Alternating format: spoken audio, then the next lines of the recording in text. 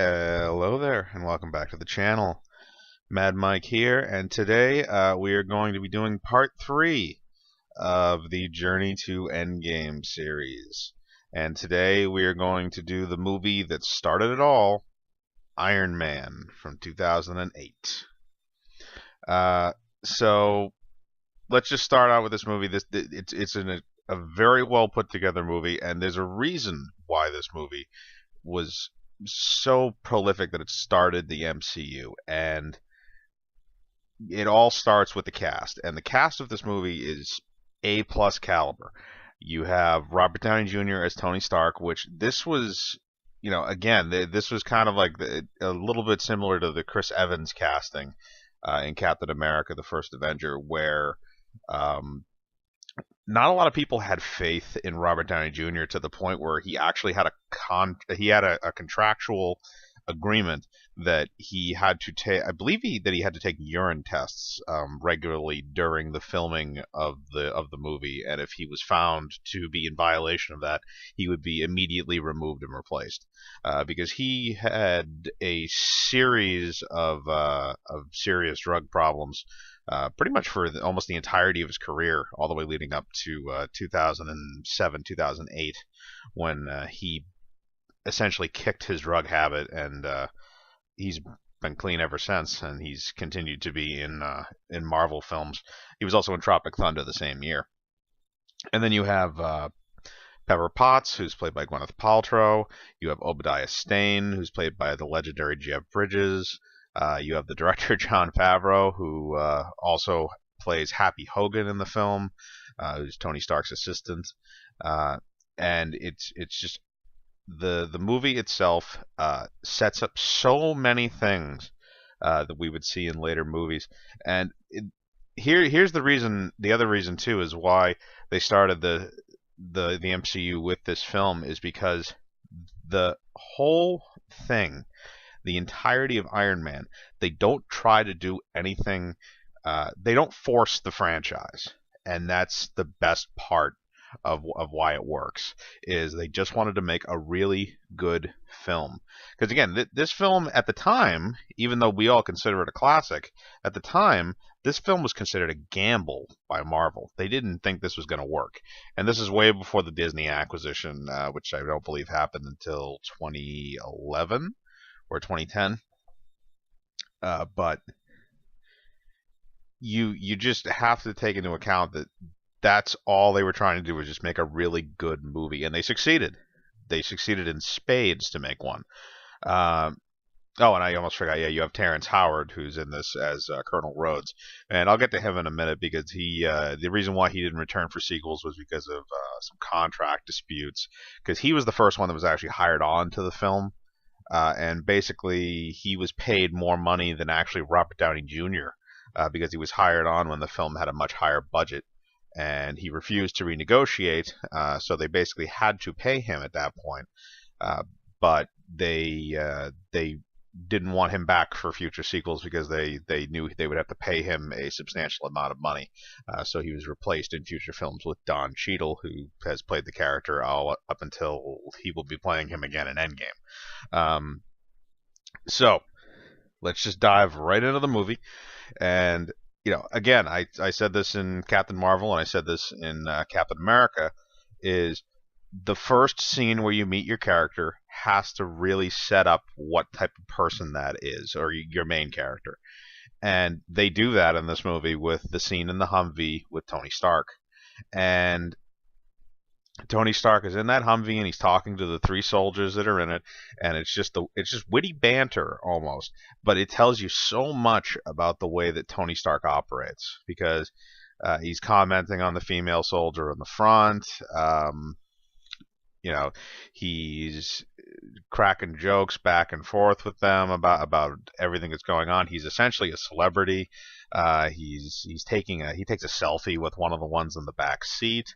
And then we have the shell shock moment. We have the moment where, and they do such a good job of kind of portraying it in somewhat of a realistic sense, where this convoy of Humvees gets attacked, and the front Humvee gets blown up, and the soldiers get out of the Humvee and try to defend it, but they're all ultimately killed. Tony Stark manages to get out of the Humvee, but he hides behind a rock, but a missile lands, or some kind of a mortar thing lands near him and then explodes, and shrapnel goes into his chest through what looks like some kind of a combat vest that he's wearing underneath his suit. And it, again, that kind of scene where you just see Tony Stark essentially reduced to nothing, is really, it hits you a lot. And I'm glad that they kind of put that there and then they backtrack about 24 hours and show you what was happening before that, because you get a lot of kind of what his character is like in that initial dialogue scene, but then when they jump back, you get this kind of see those things more accentuated, and it helps you kind of understand him more until the attack on the Humvees. And you essentially learn that Tony Stark is a textbook narcissist. He is a genius, but he is also a textbook narcissist. And there's a few scenes that really kind of stand out. One of them is there's a scene where he's supposed to be accepting an award based on his technical for his company, essentially, but he's supposed to be accepting an award. And they go through this long montage. It's actually kind of clunky with the montage, because they go over his past. They say, okay, how his parents are dead, and they get into they're in a car accident. They're both dead. And they say that he graduated MIT early, and then he came in and to take over his parents' company, which had been taken over at that point by his father's business partner, Obadiah Stane.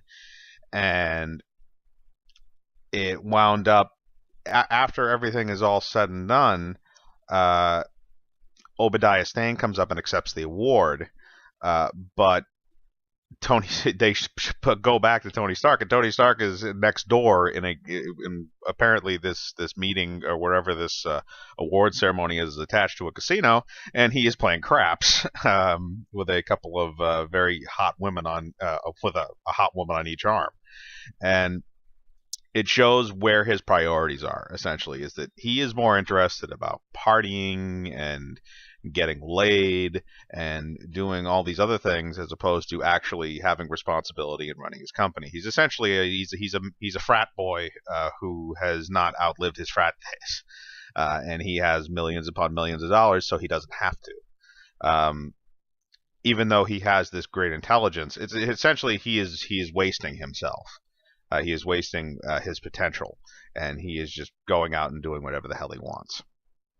And that also kind of sets up his relationship with Colonel Rhodes, who is his liaison / best friend, where Rhodes is said on multiple occasions that he's trying to rein him in. He's trying to teach him to be less of a kid, or maybe not teach him, but kind of push him to be an adult, essentially, take responsibility and kind of do the stuff that he has to do to run a company, as opposed to just leaving it all to Obadiah Stane and his assistant Pepper Potts.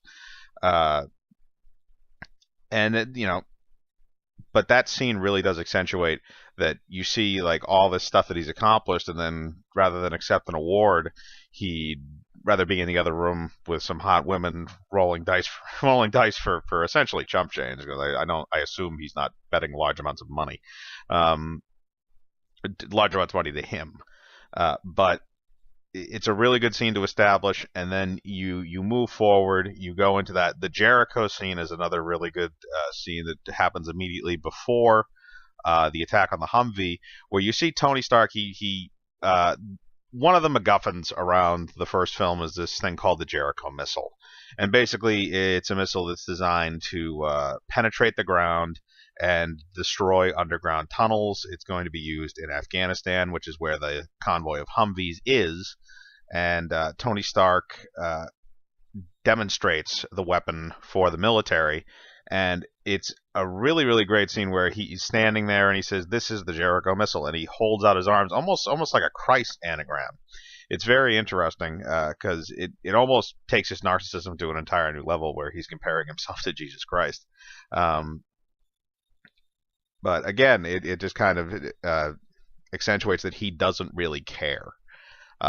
He doesn't have a reason to care. It's like, okay, I've essentially built a death machine, and I'm perfectly fine with that, and I'm going to joke about it, and I'm going to just say that I'm God and I can do whatever I want.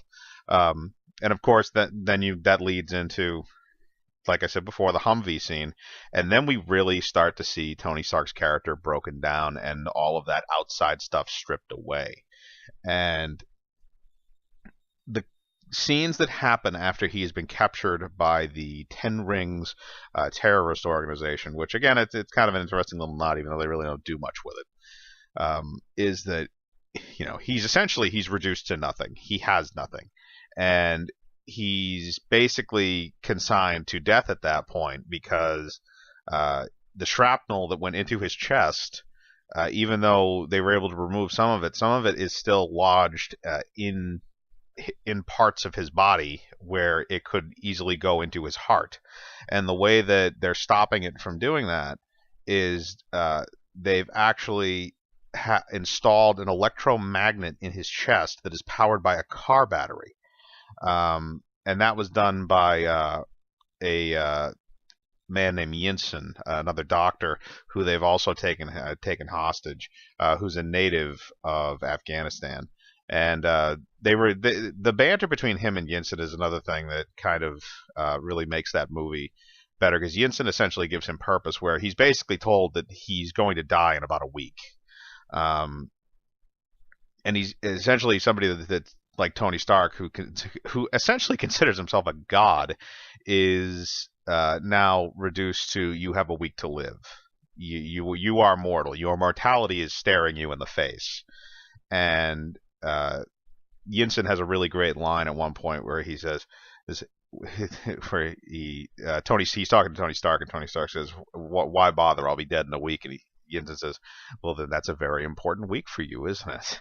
It's a very interesting thing. But that is when Tony Stark he sheds that persona, and he shows who he really is, which is a determined, superior mentally superior person, a genius. And he uses his genius to build, with Jensen's help, to build the first Ironman suit and escape. And I love the aesthetics of the first Ironman suit, because it looks so clunky, and it has to be clunky. That old, like, silver bullet looking suit. The armor's kind of loose, but it's still there, and he has all these like little gadgets and stuff. And the fact that he can make it fly is even better.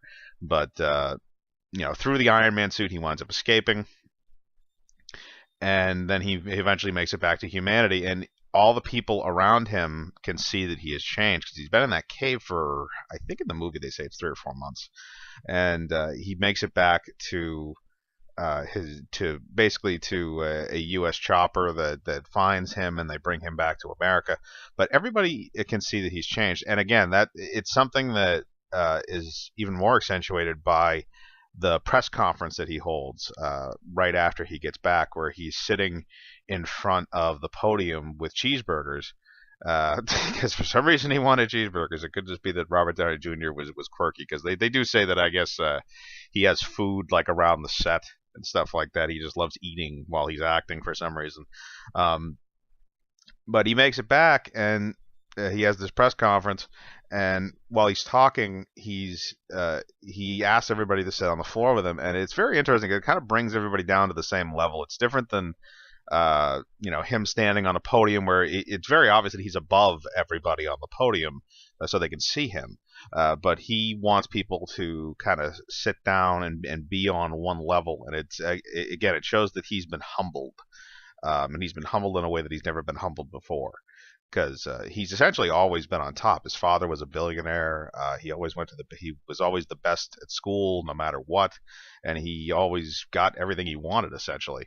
He has a great line in Avengers where he says, "Genius, billionaire, playboy, philanthropist." That's essentially what he is, and he's the best at all of them. But at this point, because he has seen that his weapons, specifically Stark Tech weapons, which also a Stark Tech weapon was also what blew him up and put shrapnel in his heart. But he saw bunches of Stark Tech weapons that were going to Afghani terrorists, and says at the conference that his company is no longer going to be making weapons. And of course, this is a huge thing because that's all Stark Tech does is make weapons. So naturally, this causes a lot of issues for Tony Stark, and it is one of those things that's just it's very, very at this point for everybody in the world is just like, wow, what the hell just happened? And Obadiah Stane is basically saying like, all right, you need to think about this. You need to kind of relax. And Tony Stark knows exactly what he's going to do at this point. And it's one of those things they confuse. Essentially, people around him are all trying to tell him that he needs to kind of unwind and relax and try and settle back into his old life, when in reality Tony Stark has been brought to reality. He was not in reality before, he was in his own reality. Now he has been brought to a reality that he knows exists and that he's seen. He's taken the red pill in the Matrix, and he now sees the world how it truly is, or how he wasn't able to see it before, or refused to see it before. And this is when he begins construction of the Mark II, which is the silver Iron Man suit that doesn't have the color in it. And he manages to perfect that. And again, there's some really funny scenes when he's trying to do that. There's a robot with a fire extinguisher that's really, really good that he talks to and tells him to do stuff, and that's really funny. But essentially the next parts are just the montage of him making the suit. And what we have is that Tony Stark has now basically he's gotten on the bad side of Obadiah Stane, and you see these little scenes that progress that are really good with Jeff Bridges, where they show that he is progressively getting more and more angry. That he cannot kind of recreate the suit, because he starts going after the suit. Essentially, he starts trying to pressure Tony to give the suit designs to him, because he's aware of how Tony escaped. And this sets up really a lot of what would eventually be Jeff Bridges' arc throughout the film, where we kind of find out that he has orchestrated a lot of the behind-the-scenes stuff, especially the kidnapping of Tony Stark, in order to try and basically take over the company and eliminate him, because he basically thought that he had outlived his usefulness.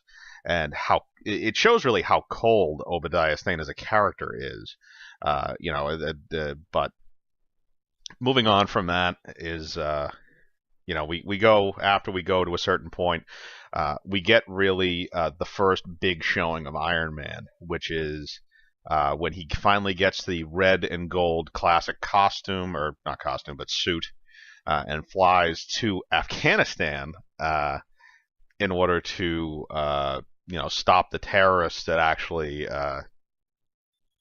or stop the terrorists that are invading a small village, which he hears from a journalist at a party. And it's important to note that Tony Stark is able to do all this through the arc reactor, and I think I skipped over that a little bit when I went through the cave sequence. And the arc reactor again is it's almost like another MacGuffin for the movie. And obviously the arc reactor is a huge thing in the comic books, where he replaces the car battery or the electromagnet that's in his heart with an arc reactor that does the same thing, but it also powers the Iron Man suits. And eventually he also replaces the one that he has with a more powerful one, so it can run his more powerful suits.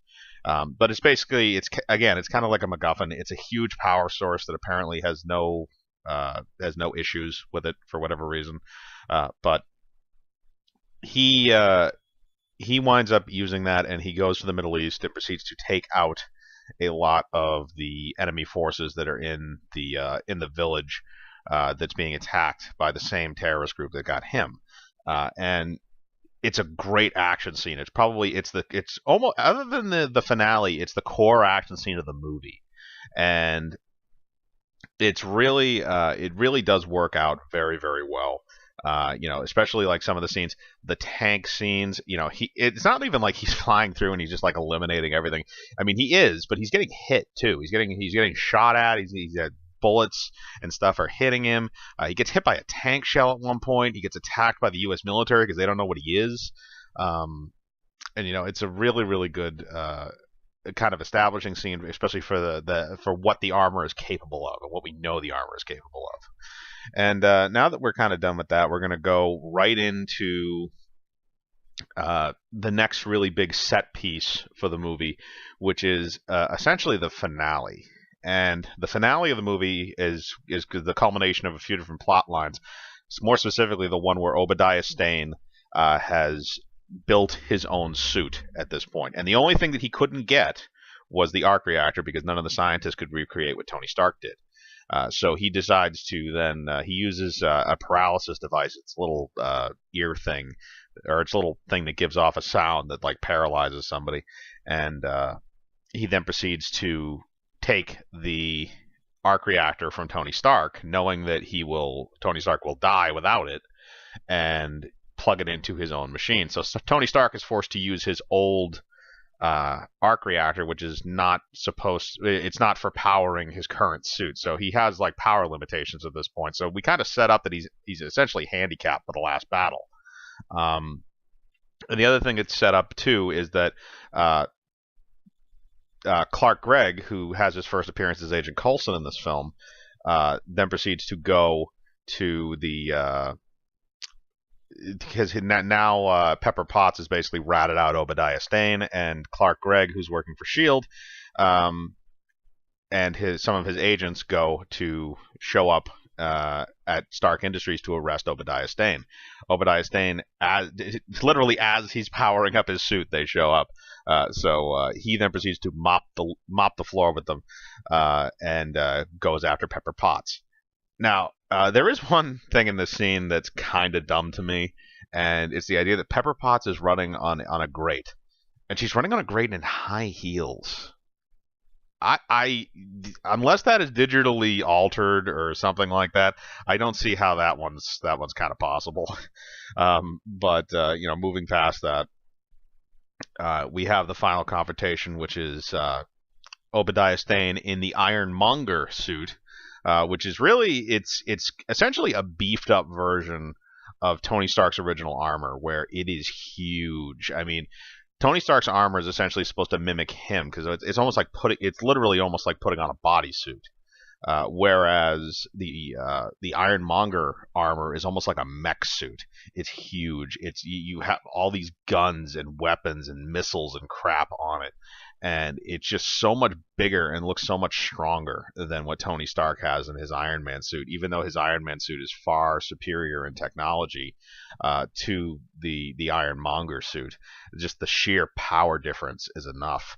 And Tony Stark then proceeds to fight Ironmonger, and it's a battle that like he gets the living crap kicked out of him during that fight. It's not even like a contest. But at the same time, he's being notified that his energy is draining and draining and draining, and if it hits zero, then he will die because his armor suit, his suit will deplete his arc reactor enough that he will essentially die. His heart will have the shrapnel going to it, and he will die. And during this entire thing, he's essentially just trying to find ways to just finish it. And he does a couple little interesting things. He pulls out like some of the suit mechanics at one point, which is a smart move. And he does a few other things, but he basically traps Ironmonger on the roof of the Stark building, or he doesn't trap him, but he lures him to the roof of the Stark building in order to activate a large, older arc reactor that's in the center of the room below him in order to short out the Ironmonger suit and ultimately defeat Stane by just destroying his suit. So Pepper Potts is below waiting to do that. Tony Stark is talking to her. And again, this scene really does show the really does show the progression of Tony Stark. And again, we kind of see the underlays of what we'd see later, where Tony Stark and Gwyneth Paltrow throughout the movie, or Tony Stark and Pepper Potts, who's played by Gwyneth Paltrow, throughout the movie, kind of develop this romantic relationship, which again develops into an actual romantic relationship by the end of the second film. But Tony Stark gets into this fight with Ironmonger on the roof of the building, and he realizes after a certain point that he's hanging from the ceiling. He has no power left in his suit. He's barely able to keep him at bay. He's essentially at his mercy at that point, and he's just telling Pepper Potts just push the button. And he knows that if she pushes the button, it's probably going to short out his suit too and his power core, and he's going to die. And this is the huge turning point where Tony Stark, from the very beginning of the movie, is essentially fighting off his own mortality.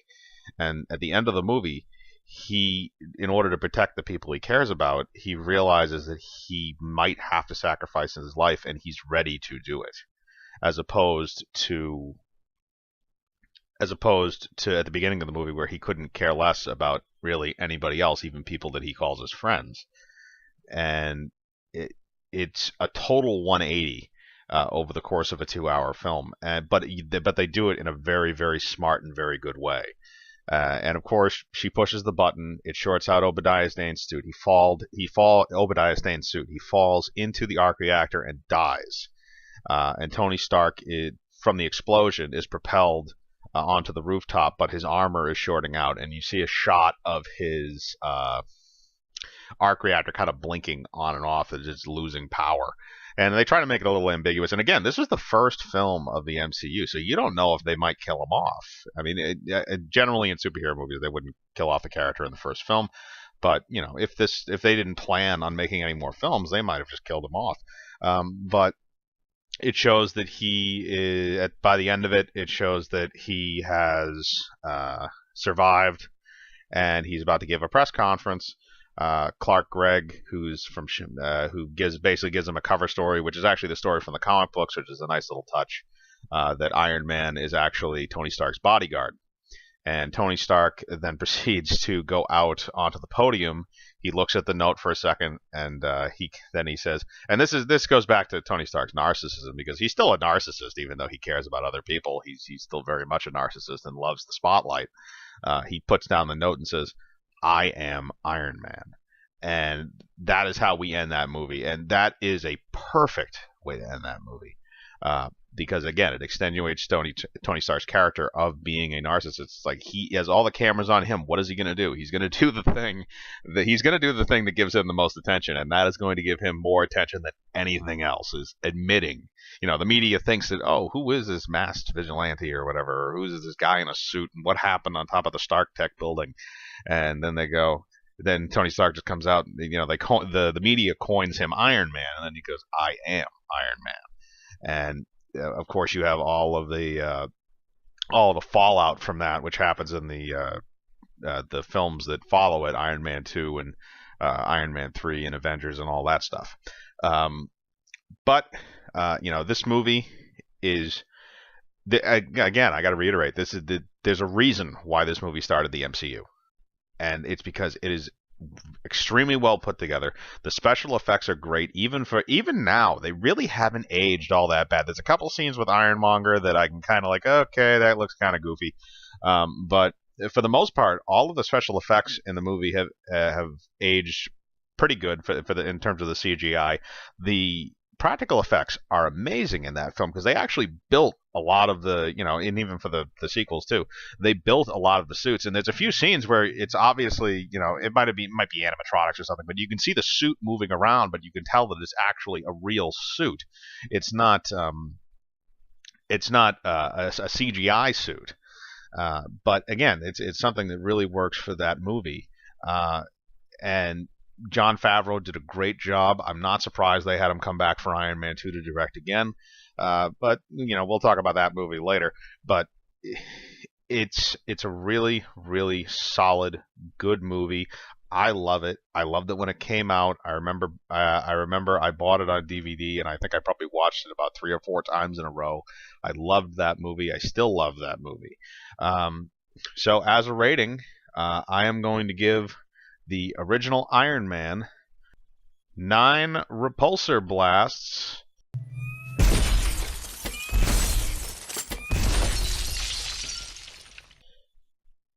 out of 10. And I'd like to actually reiterate on my ratings system because Captain America, I realized after rewatching the video, I actually said 8.5. I meant to say 9.5. So I'm actually going to put the numbers next to the actual films, the rating numbers next to the films as I go forward. So that graphic should be up on your screen now, and you'll be able to see that. Next time we will be going into the Incredible Hulk, which also came out in 2008 with Edward Norton. So thank you again for listening. Hit the bell for notifications. Uh, Put a like on the video. Subscribe. Don't forget to leave a comment, especially if you like this movie. And remember, I live my life free of compromise. Do you?